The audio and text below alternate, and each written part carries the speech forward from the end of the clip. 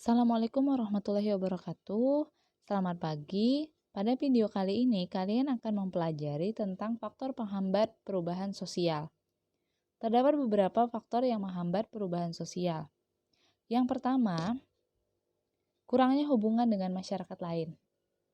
Nah, sekarang coba kalian bayangkan apa jadinya jika kalian tidak bisa berinteraksi dengan orang lain sama sekali. Tentunya kalian akan menjadi orang yang kudet atau kurang update karena tidak mendapatkan informasi atau pengetahuan baru. Lalu bagaimana jika masyarakat tidak menjalin interaksi sosial dengan masyarakat lainnya? Kira-kira apa yang akan terjadi? Nah, yang terjadi adalah masyarakat tidak bisa mengetahui perkembangan yang terjadi pada masyarakat lain. Masyarakat juga akan terhambat dalam memperoleh informasi, termasuk teknologi dan pengetahuan. Masyarakat tidak akan maju dan hanya akan diam di tempat. Pembangunan juga akan terhambat atau bahkan tidak terjadi sama sekali. Jika hal ini terjadi terus-menerus, maka masyarakat yang bersangkutan akan mengalami kemunduran. Kurangnya hubungan dengan masyarakat lain ini bisa disebabkan oleh isolasi geografis atau bisa juga karena isolasi kultural. Isolasi geografis yang dimaksud adalah ketika masyarakat berada di daerah terpencil dan susah untuk dijangkau. Adapun isolasi secara kultural yang dimaksud adalah ketika masyarakat tidak mau menerima kebudayaan lain. Kalian bisa perhatikan foto berikut. Ini adalah foto daerah Paramasan Atas Kabupaten Banjar yang sampai saat ini masih susah untuk dijangkau karena akses jalan yang sulit.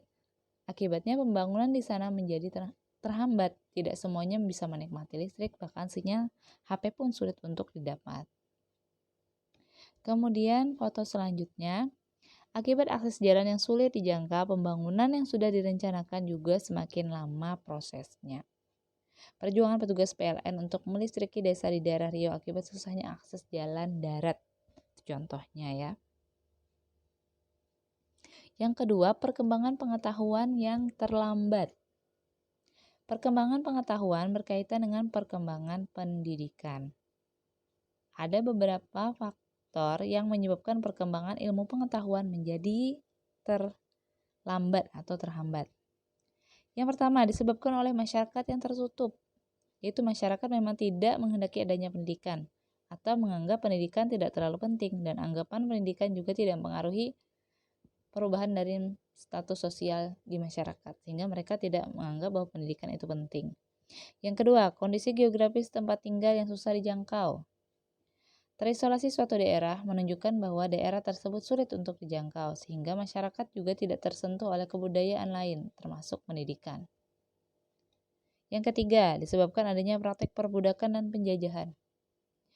Untuk poin ini, kalian bisa mengingat kembali sejarah bagaimana keadaan Indonesia saat mengalami penjajahan dahulu, di mana kaum penjajah membatasi akses pendidikan di daerah jajahannya.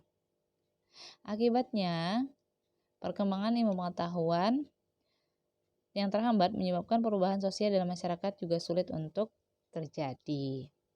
Yang menjadi contoh untuk perkembangan ilmu pengetahuan yang terhambat ini ada di Dusun Ambatuin, Kabupaten Balangan, Kalimantan Selatan, di mana di dusun itu tidak memiliki sekolah dan tingkat buta hurufnya juga masih tinggi, sehingga ada beberapa orang baik yang di sana datang, tidak bisa juga setiap hari untuk memberikan pengajaran baik kepada anak-anak maupun orang dewasanya. Dan ini tahun ini rencananya baru akan dibangun sekolah dasar. Faktor yang ketiga adalah adat dan kebiasaan yang sulit untuk dirubah. Adat merupakan aturan atau norma yang tidak tertulis sebagai pedoman bagi masyarakat dalam mereka berperilaku. Sementara kebiasaan adalah perbuatan yang dianggap pantas dikerjakan sehingga dilakukan berulang-ulang. Berkaitan dengan adat dan kebiasaan yang sulit dirubah, yaitu adanya kebiasaan dalam masyarakat yang kebiasaan itu sudah mendarah daging atau biasa dilakukan, sehingga sulit untuk dirubah atau berganti dengan kebiasaan baru. Kalian bisa amati gambar sebelah kiri ada Ruben Onsu. Kebiasaan makan nasi, di mana kebiasaan ini sulit untuk dirubah, walaupun sekarang sudah banyak makanan pengganti nasi seperti roti, mie, atau makanan lainnya, tapi nasi masih menjadi makanan pokok orang Indonesia. Dan yang sebelah kanan, itu ada suku Baduy yang mereka memilih untuk berjalan kaki tanpa menggunakan transportasi untuk kemana-mana. Padahal transportasi sekarang sudah berkembang. Ada kendaraan sepeda motor, ada taksi, ada bus, dan lain-lain. Tapi mereka masih taat dengan adat mereka. Mereka taat pada aturan adat untuk tidak menggunakan transportasi. Faktor yang keempat adalah kepentingan yang tertanam kuat, yaitu adanya kepentingan yang tertanam kuat menghambat perubahan sosial karena menganggap kondisi saat ini sudah baik sehingga tidak perlu adanya perubahan. Hal ini biasa terjadi pada orang-orang yang terperangkap dalam zona nyaman mereka, sehingga malas untuk bergerak dan melakukan perubahan. Sikap seperti ini yang dapat menghambat terjadinya perubahan sosial karena merasa sudah puas dengan kondisi saat ini.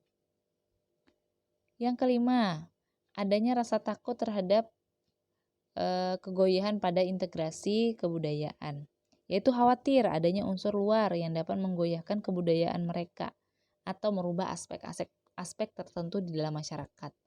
Contohnya pengetahuan baru yang dapat merubah nilai dan norma masyarakat. Ada orang-orang yang anti perubahan dan menganggap bahwa pengetahuan baru yang datang pada mereka akan merusak sistem sosial yang telah ada dan pada akhirnya mereka menolak perubahan yang dilakukan. Kemudian yang keenam, hambatan yang sifatnya ideologis. Yang namanya ideologi itu merupakan harga mati bagi komunitas sosial atau masyarakat tertentu. Jadi jika ada hal baru yang dianggap masyarakat bertentangan dengan ideologi mereka, maka masyarakat akan cenderung menolaknya.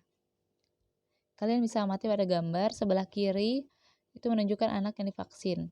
Bagi sebagian orang tua, mereka menganggap bahwa vaksin itu haram, dan mereka menolak untuk divaksin, atau mereka menganggap bahwa orang tua mereka saat ini sehat-sehat saja, padahal dulu tidak divaksin, sehingga mereka juga menolak vaksin untuk anaknya. Kemudian sebelah kanan, itu ada demonstrasi menolak produk Amerika karena menganggap bahwa Amerika itu pendukung Israel dan Israel merupakan musuh besar bagi umat Islam karena dia ingin menghancurkan umat Islam, mereka Yahudi, maka ditolak semua produknya. Itu hambatan yang sifatnya ideologis. Kemudian ada lagi gambar warga tolak rapid test karena disebut upaya PKI, karena tadi mempertahankan ideologi Pancasila tapi berpikiran buruk terhadap program pemerintah yang ada. Padahal belum tentu kebenarannya, belum tentu vaksin itu produk PKI. Yang ketujuh, sikap masyarakat yang masih tradisional. Ini disebabkan karena kurangnya pengetahuan dan pendidikan, jadi sulit untuk menerima hal baru. Masyarakat juga mengagungkan tradisi masa lampau, sehingga mereka cenderung konservatif. Contohnya, Bali menolak program KB karena menganggap bahwa nanti susunan masyarakat mereka akan terganggu. Tidak ada lagi penamaan seperti Putu, Nyoman, Dewa, dan lain sebagainya. Itu nanti tidak akan lengkap struktur keturunan mereka, penamaan itu tadi, kalau adanya program KB, karena KB itu kan hanya membatasi anak sebanyak 2 orang. Itu sikap masyarakat yang tradisional. Nah, itu dia 7 faktor menghambat perubahan sosial di masyarakat.